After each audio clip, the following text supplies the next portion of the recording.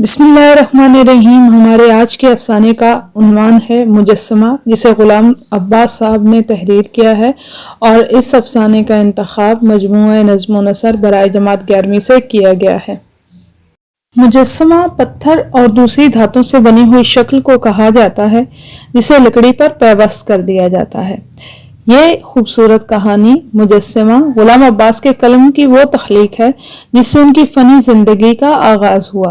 यह उनका पहला तबाज़ाद अफसाना था। इससे पहले आपने मुख्तलिफ ज़बानों से तराजिम किए।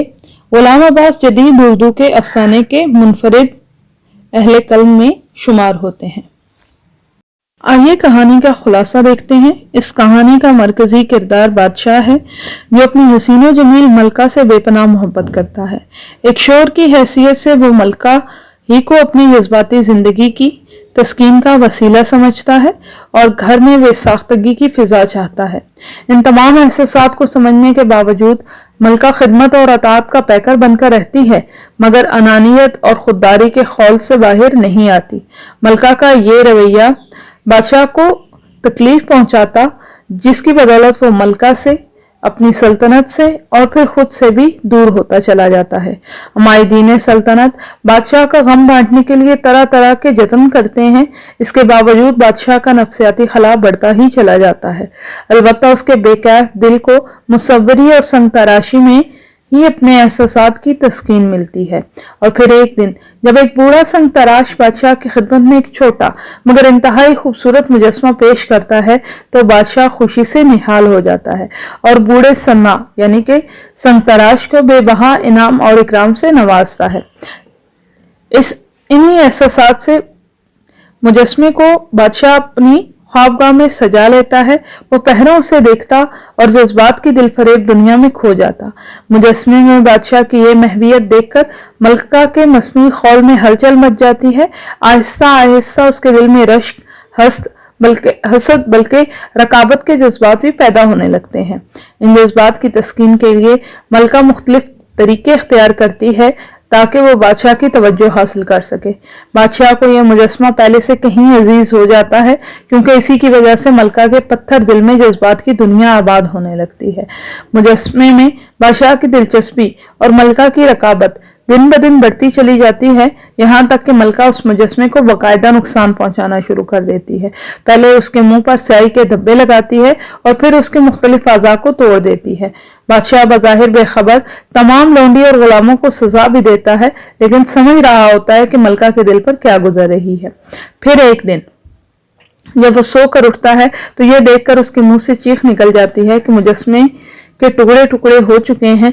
लेकिन यही वो वक्त था जहां बादशाह कामयाब हो गया और मलका की अना का बुत भी पाश पाश हो गया और मलका बादशाह के कदमों में अपने तमाम तर महसूसात के साथ मौजूद थी। बादशाह के ख्वाबगाह में रखे गए मुजस्समे और मलका की अना के मुजस्समे के टूटते ही औरत का वो फितरी रूप ज़हूर में आ जाता है जिसके तहत हजार अनानियत के बावजूद वो अपने शोहर की तवज्जो किसी और पर बर्दाश्त नहीं कर सकती। मरकजी ख्याल। इस अफसाने में दो नफ्सियाती नुक्ते बयान किए गए हैं।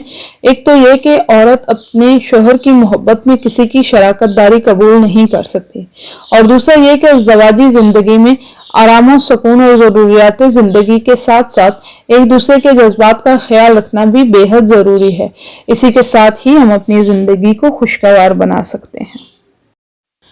गुलाम अब्बास के हालात जिंदगी। गुलाम अब्बास 17 नवंबर 1909 को मशरकी पंजाब के शहर अमृतसर में पैदा हुए। इब्तदाई तालीम दयाल सिंह हाई स्कूल लाहौर से हासिल की। जमात नहम में थे कि वालिद का साया सर से उठ गया, इसलिए तालीमी सिलसिला जारी ना रह सका। उन्होंने 1942 में मैट्रिक और 1944 में एफए का इम्तिहान पास किया।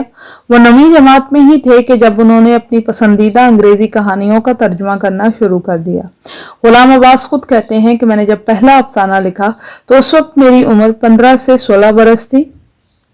बच्चों के रिसाले फूल और खवातीन के रिसाले तहजीब निस्वां के भी नायब मुदीर रहे। 1938 में ऑल इंडिया रेडियो दिल्ली से मुंसलिक हो गए और रेडियो के रिसाले आवाज की इदारत संभाली। 1948 में रेडियो पाकिस्तान के रिसाले आहंग की इदारत भी उन्हें सौंपी गई। 1949 में BBC लंदन से वाबस्ता हुए और यहाँ से वापस आकर 1952 में दोबारा आहंग की इदारत संभाल ली। तर्जमे, तालीफ और आलमी अदब से गहरे शुगफ की बिना पर अयूब खान ने अपनी सवाने हयात का उर्दू तर्जमा करने की जिम्मेदारी आपको अता की। उन्होंने उस आपबीती का तर्जमा जिस रिस्क से आती हो परवाज में कोताही के नाम से किया। गुलाम अब्बास ने 2 शादियां की, पहली 1939 में अलीगढ़ जबकि दूसरी शादी 1952 में बरतानिया में की।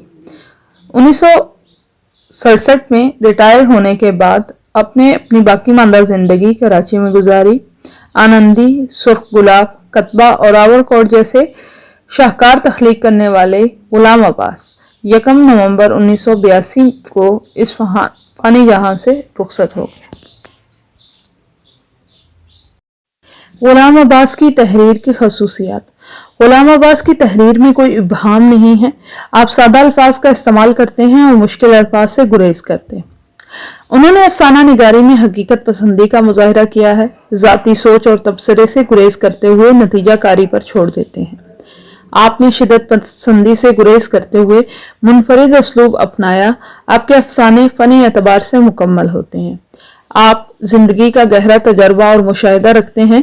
इन तजर्बात और मुशाहिदात को सीधे सादे अल्फाज में बयान करते हैं। आपकी किरदार निगारी भी लाजवाब है।